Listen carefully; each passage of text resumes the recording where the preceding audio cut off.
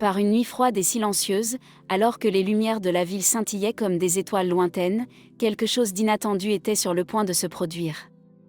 Imaginez-vous marchant dans une rue déserte, où le son de vos pas résonne doucement dans l'air glacé.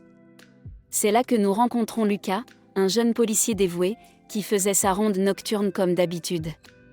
Mais cette nuit-là, quelque chose était destiné à changer sa vie pour toujours. Lucas, avec sa posture ferme et son regard attentif, aperçut une charrette garée de manière discrète dans une rue étroite. Ce qui attira son attention fut une silhouette solitaire, une jeune femme aux cheveux ébouriffés, apparemment endormie à l'intérieur. Curieux et accomplissant son devoir, il s'approcha, pensant à la manière d'aborder cette situation particulière. « Madame, il est interdit de dormir dans une charrette, dit-il, sa voix portant l'autorité de son uniforme. » Mais au lieu de rencontrer de la résistance ou de l'indifférence, il se retrouva face à des yeux qui, malgré la fatigue, brillaient d'une intensité qui le désarma. « Monsieur, j'étais éveillée, » répondit-elle, d'une voix douce qui semblait porter toute une histoire derrière chaque mot. Et ainsi, dans un coin oublié de la ville, commença une histoire que personne ne pouvait prévoir. Une histoire de rencontres inattendues, de cœurs qui se rencontrent au milieu de l'adversité, et d'un amour qui fleurit là où on l'attend le moins. Restez avec moi tandis que nous dévoilons ensemble ce récit enchanteur, où chaque détail est une pièce du puzzle du destin. À mesure que Lucas s'approchait, il se rendit compte que cette jeune femme n'était pas simplement une personne sans but. Il y avait quelque chose dans son regard qui l'intriguait, un mélange de vulnérabilité et de détermination qu'il ne pouvait ignorer. « Sortez de la charrette, s'il vous plaît », insista-t-il, essayant de maintenir un ton professionnel, bien que sa curiosité personnelle grandissait. La jeune femme, dont le nom était Clara, hésita un moment avant de sortir de la charrette. « Monsieur, mais je n'ai rien fait, » dit-elle, sa voix portant un léger tremblement, non de peur, mais de fatigue. Lucas, percevant la tension, adoucit un peu son approche. « Excusez-moi, monsieur, j'ai fermé les yeux un instant, » continua-t-elle, essayant d'expliquer sa situation. Lucas, maintenant plus proche, remarqua les cernes sous ses yeux et la façon dont elles s'embrassaient pour se protéger du froid. Il savait qu'il avait techniquement raison de lui demander de partir, mais quelque chose en lui l'empêchait d'être rigide. « Allez, sortez, » dit-il, mais ses mots ne portaient plus la même fermeté qu'auparavant. Clara descendit de la charrette, et pendant qu'elle le faisait, Lucas ne put s'empêcher de demander « Madame, dormir dans une charrette est illégal. Mais si vous voulez dormir dans une charrette, vous pouvez vous arrêter là, sur le côté de la rue, et dormir toute la nuit. » Il n'offrait pas seulement une solution temporaire, il essayait de comprendre pourquoi quelqu'un comme elle était là, seule, dans une charrette. « C'est vrai ? Merci. »« Merci beaucoup, » répondit Clara, surprise par cette gentillesse inattendue. Et c'est à ce moment-là que Lucas réalisa qu'il y avait plus dans cette situation qu'il n'y paraissait à première vue. Il était déterminé à en savoir plus sur Clara, et peut-être, à l'aider d'une manière ou d'une autre. Cette interaction initiale, apparemment banale, a planté la graine de quelque chose de plus grand. C'était le début d'un lien qui défierait les circonstances et les unirait de manière que ni l'un ni l'autre n'aurait pu imaginer. Et ainsi, avec ce petit échange de mots, le destin a commencé à tisser sa trame. Au fur et à mesure que la nuit avançait, Lucas ne pouvait pas sortir Clara de sa tête. Il y avait quelque chose dans sa présence qui le rendait inquiet, comme s'il avait laissé quelque chose d'inachevé. Il a décidé qu'il devait en savoir plus sur elle, non seulement par curiosité, mais parce qu'il sentait qu'il y avait quelque chose qu'il pouvait faire pour aider. La nuit suivante, Lucas a rencontré Clara à nouveau, cette fois assise au même endroit, mais avec un regard plus alerte. « Tu es revenu, » dit-elle, avec un sourire timide qui illumina son visage. « Je t'ai dit que tu pouvais dormir, mais je ne m'attendais pas à ce que tu reviennes vraiment, » répondit Lucas, essayant de cacher la satisfaction dans sa voix. Clara rit doucement. « Je n'ai pas beaucoup d'endroits où aller, » admit-elle. Et puis, comme si un barrage s'était rompu, elle commença à raconter son histoire. Elle parla de comment elle avait perdu son emploi, avec lui, sa maison. Elle expliqua que la charrette était tout ce qui lui restait, un abri précaire, mais tout de même un foyer temporaire. Lucas écoutait attentivement, chaque mot résonnant dans son cœur. Il ressentait un mélange de tristesse et d'admiration pour la force qu'elle démontrait. « Tu n'as pas de famille qui pourrait t'aider ?» demanda-t-il, essayant de trouver une solution. « Non, je suis seule ici », répondit Clara, sa voix portant une touche de mélancolie. « Mais je vais m'en sortir. Je me suis toujours débrouillée seule. » Lucas ressentit une impulsion d'aider, mais savait qu'il devait être prudent. Il ne voulait pas que Clara se sente une obligation ou un fardeau. « Si tu as besoin de quelque chose, n'importe quoi, fais-le-moi savoir, » dit-il, espérant qu'elle lui ferait confiance. Et ainsi, le conflit intérieur de Lucas commença à se dérouler. Il était partagé entre son devoir de policier et son désir d'aider Clara de manière plus personnelle. Ce dilemme l'accompagna dans les jours qui suivirent, alors qu'il essayait de trouver un moyen d'être présent dans sa vie sans envahir son espace. Le conflit entre ce qu'il devait faire et ce qu'il voulait faire grandissait à chaque rencontre, tissant une toile d'émotions qui les unirait encore plus. Ce n'était que le début d'un voyage qui les mènerait à découvrir que, parfois, l'amour surgit dans les endroits les plus inattendus. À mesure que les jours se transformaient en semaines, Lucas et Clara commencèrent à se rencontrer régulièrement. Ce qui avait commencé comme des rencontres occasionnelles se transforma en longues conversations, où tous deux partageaient leur vie, leurs rêves et leurs peurs. Lucas découvrit que Clara avait un esprit résilient et un optimisme qui défiait ses circonstances. Ils se retrouvaient dans un petit café à proximité, où Lucas avait l'habitude de passer après le travail. C'était un endroit chaleureux, avec l'arôme du café frais mêlé au son doux de la musique en fond. Clara arrivait toujours avant, occupant une table dans le coin, où elle pouvait observer le mouvement en attendant son arrivée. Lors de ces rencontres, Lucas remarqua que Clara avait une passion pour l'art. Elle portait un carnet de croquis, où elle dessinait des scènes de la ville et des portraits imaginaires. « Tu as du talent », commenta-t-il un jour, admirant l'un de ses dessins. Clara sourit, un peu gênée. « C'est juste un passe-temps. Quelque chose que je fais pour me distraire, » répondit-elle modestement. Lucas, pour sa part, commença à partager davantage sur sa vie. Il parla de son travail, de ses aspirations et de son désir de toujours vouloir faire une différence dans la communauté. Clara écoutait attentivement, offrant des mots d'encouragement et des perspectives qu'il n'avait jamais envisagées. Avec le temps, la connexion entre eux se renforça, et Lucas commença à réaliser que ses sentiments pour Clara allaient au-delà de l'amitié.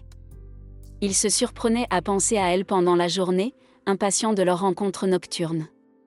Clara, de son côté, ressentait également quelque chose de spécial pour Lucas, quelque chose qui grandissait à chaque sourire, à chaque geste de gentillesse. Mais il y avait une barrière invisible entre eux, une hésitation à transformer cette amitié en quelque chose de plus. Tous deux avaient peur de risquer ce qu'ils avaient déjà, craignant que tout faux pas puisse détruire la confiance construite. Même ainsi, le développement de leurs sentiments était inévitable. Ils tombaient amoureux, lentement, mais de manière profonde et authentique. Et, bien que ni l'un ni l'autre n'ait eu le courage de l'admettre, tous deux savaient qu'ils marchaient vers quelque chose de plus grand, quelque chose qui pourrait changer leur vie pour toujours. L'hiver approchait, apportant avec lui des nuits plus longues et plus froides. Lucas savait que Clara ne pourrait pas continuer à vivre dans la charrette à mesure que les températures baissaient. Il passa des jours à réfléchir à comment il pourrait l'aider sans envahir son espace personnel ou lui faire sentir qu'elle recevait de la charité.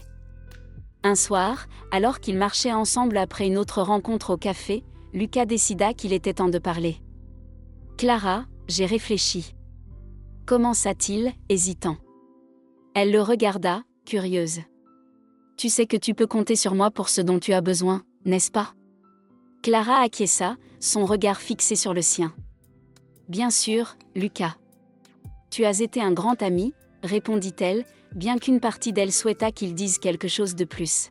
« Je pensais que peut-être tu pourrais rester chez moi pendant un certain temps, » suggéra-t-il, choisissant soigneusement ses mots. « Juste jusqu'à ce que tu puisses te rétablir.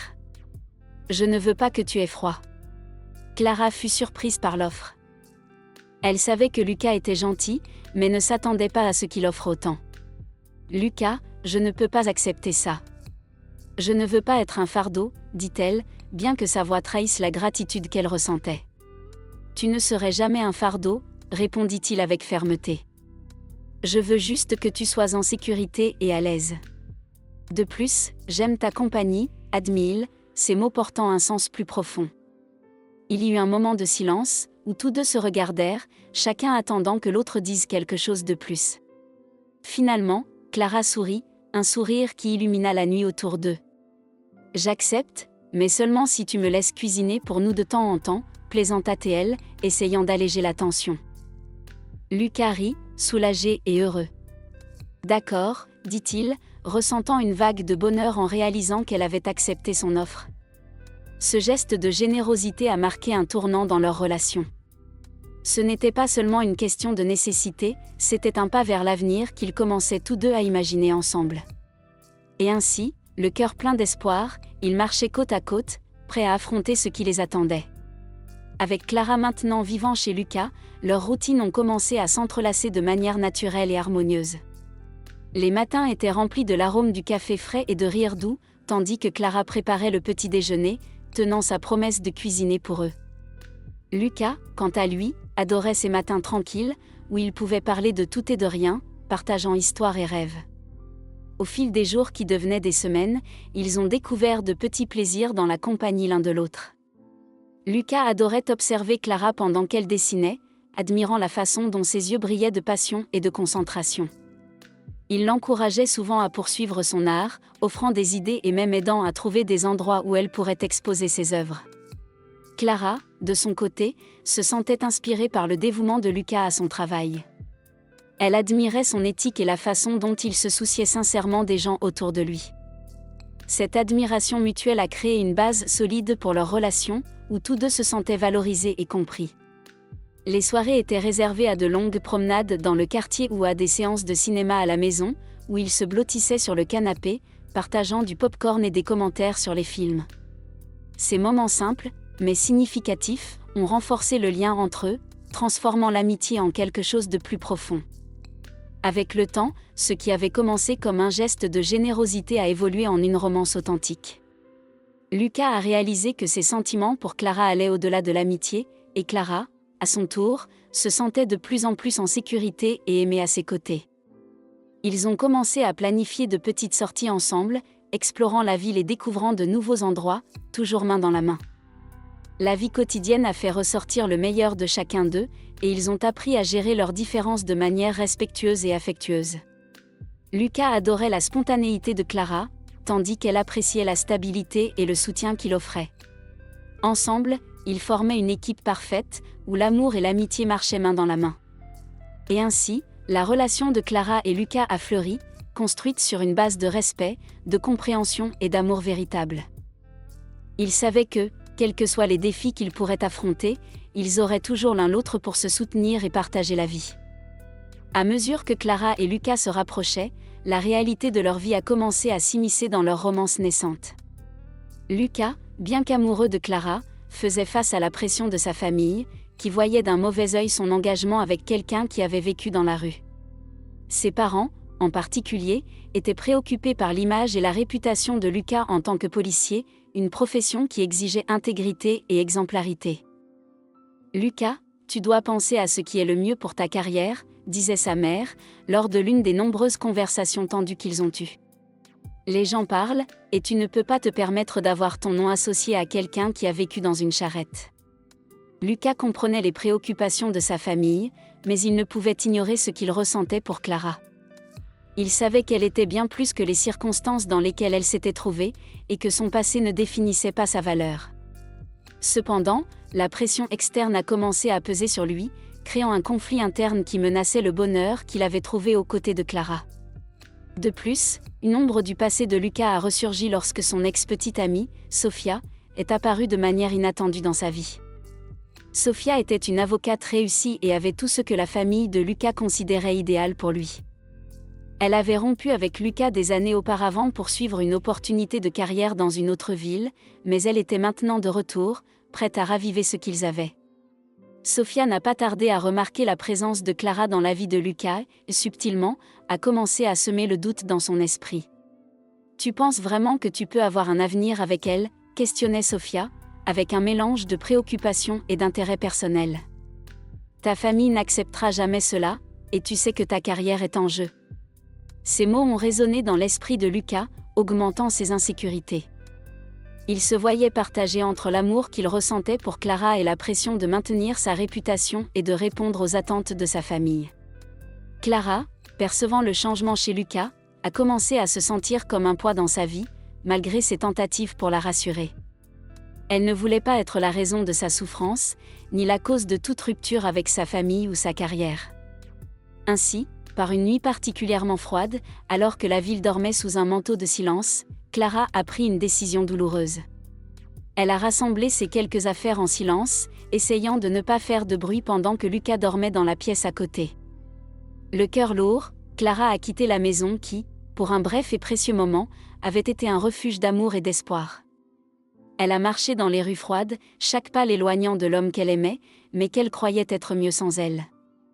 Clara est retournée à la charrette qu'elle avait autrefois appelée chez elle, se sentant perdue et solitaire. Là, entourée de souvenirs et d'incertitudes, elle s'est demandé si elle avait pris la bonne décision. Le vent froid de la nuit semblait refléter la tristesse qu'elle ressentait dans son cœur. Lucas, en se réveillant et en constatant l'absence de Clara, a été pris d'un désespoir accablant. Il savait qu'il ne pouvait pas la laisser partir, pas quand elle signifiait tant pour lui. Sans hésiter, il est sorti de chez lui, déterminé à la retrouver et à la ramener. Il a parcouru les rues qu'il connaissait si bien, guidé seulement par l'espoir et l'amour qu'il ressentait. Lorsqu'il a finalement aperçu la charrette, son cœur a fait un bond. Clara était là, recroquevillée contre le froid, et il a ressenti une vague de soulagement et de détermination. « Clara » a-t-il appelé, sa voix résonnant dans la nuit silencieuse. Elle a levé la tête, surprise de le voir là. « Lucas, que fais-tu ici » a-t-elle demandé, les larmes aux yeux. Lucas s'est approché, s'agenouillant à côté d'elle. « Rien d'autre ne compte, Clara. Ni ma carrière, ni les attentes de ma famille. Tout ce qui compte, c'est toi, et l'amour que je ressens pour toi, » a-t-il dit, sa voix ferme et pleine d'émotion. Lucas, toujours agenouillé à côté de Clara, lui tenait fermement les mains et la regardait profondément dans les yeux. « Clara, je t'aime, » dit-il avec une conviction qui ne laissait aucune place au doute. « Je t'ai aimé dès le moment où je t'ai rencontré, et rien ni personne ne changera cela. » Clara le regarda, son cœur se remplissant d'espoir. « Je ne veux pas être un obstacle dans ta vie, Lucas, » commença-t-elle, mais il l'interrompit doucement, tenant ses mains froides dans les siennes. « Tu n'es pas un obstacle, Clara.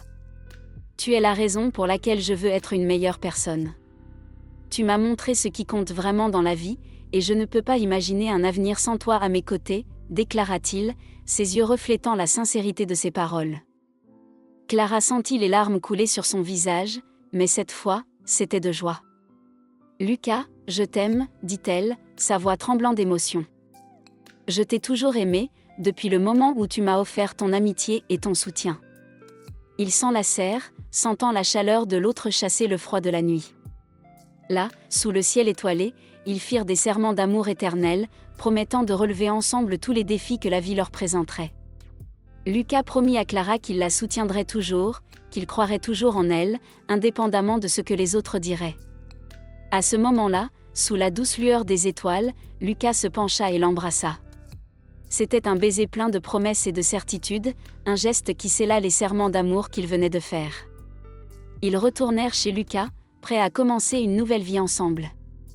L'amour qu'ils partageaient était assez fort pour surmonter n'importe quel obstacle, et ils savaient que tant qu'ils seraient côte à côte, ils pourraient tout affronter. Et ainsi, Clara et Lucas vécurent heureux, construisant une vie remplie d'amour, de compréhension et de respect mutuel. Ils apprirent que le véritable amour ne consiste pas seulement à être ensemble dans les bons moments, mais aussi à se soutenir et à croire l'un en l'autre, même lorsque le chemin devient difficile. Avec leur serment d'amour renouvelé, Clara et Lucas étaient prêts à écrire leur propre fin heureuse, un chapitre à la fois, toujours ensemble. Un an s'était écoulé depuis cette froide nuit où Lucas avait trouvé Clara dans la charrette, et l'amour entre eux n'avait fait que croître, devenant plus fort et plus profond. Pendant ce temps, Clara avait conquis non seulement le cœur de Lucas, mais aussi celui de sa famille. Au fil des mois, les parents de Lucas commencèrent à voir Clara sous un nouveau jour, réalisant combien elle le rendait heureux et combien leur amour était authentique et sincère. Clara, avec sa bonté et sa résilience, montra à tous qu'elle était une personne merveilleuse, digne de l'amour et de la confiance de Lucas. Elle s'intégra à la famille, apportant joie et unité, et bientôt tous réalisèrent qu'elle était la partenaire parfaite pour lui. Et ainsi, par une belle journée de printemps, Clara et Lucas décidèrent d'officialiser leur amour devant leurs amis et leur famille. Le mariage eut lieu dans un jardin fleuri, avec le soleil brillant et une douce brise caressant les visages des invités. Clara était radieuse dans une robe simple mais élégante, qui reflétait sa personnalité gracieuse et authentique. Lucas, en la voyant marcher dans l'allée, sentit son cœur déborder de bonheur. Il savait qu'il était sur le point d'épouser la femme de ses rêves, quelqu'un qui non seulement l'aimait, mais qui le comprenait et le soutenait inconditionnellement. Pendant la cérémonie, alors qu'ils échangeaient leurs vœux, tous deux furent émus en se remémorant tout ce qu'ils avaient surmonté ensemble. Lucas promit à Clara qu'il continuerait à l'aimer et à la respecter chaque jour de sa vie. Clara, quant à elle, promit d'être toujours à ses côtés, dans les bons comme dans les mauvais moments, offrant son amour et son soutien indéfectible. La famille de Lucas, désormais pleinement convaincue de l'amour véritable qui existait entre les deux, bénit l'union avec joie et fierté. Ils réalisèrent que Clara ne rendait pas seulement Lucas heureux, mais qu'elle était également une addition précieuse à la famille, enrichissant leur vie par sa présence chaleureuse et généreuse. Après la cérémonie, les invités se réunirent pour célébrer l'amour de Clara et Lucas avec un dîner festif, plein de rires, de musique et de danse. Le couple, entouré de ceux qu'ils aimaient, se sentait immensément reconnaissant de s'être trouvés et d'avoir construit une vie ensemble basée sur l'amour, le respect et la compréhension. Et ainsi, Clara et Lucas commencèrent leur voyage en tant que mari et femme, prêts à affronter l'avenir main dans la main, certains que l'amour qu'ils partageaient était éternel et indestructible. Ils savaient que, quels que soient les défis qui pourraient survenir, ils auraient toujours l'un l'autre pour se soutenir, s'aimer et célébrer la vie ensemble.